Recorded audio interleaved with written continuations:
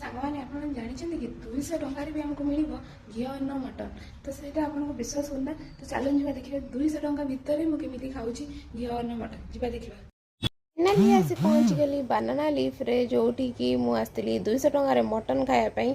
तो यहाँ तार भर इंटेरियर एंड ता भर के सारा लोक आसते पूरा भिड़ था ये सांगे सांगे लोक आसते जाता मो टेबुल सर्व चाहिए मोपाई मोर मटन आसी पहुँची पूरा गरमा गरम घी अन्न सहित पूरा मटन मटन मत 3 पीस रु 4 पीस मिलता आउटा मोर पड़ जाता 199 से सालाड दौरान घी अन्न बहुत ही गरम था मत तो ये ढाल असुविधा भी होता मटन सहित गोटे पीस आलू तुम नेक्स्ट टाइम तुम्हें जिते झोल नहीं पार मटन तुमको भाई से ही मटन बहुत बढ़िया रे सिझी जाइला एंड मुझे जल्दी जल्दी गोल चली टेस्ट करने को एंड सीरियसली कहूँ मत तो टेस्ट बहुत ही बढ़िया लगे मुझे तो मस्ट रिकमेंड करी।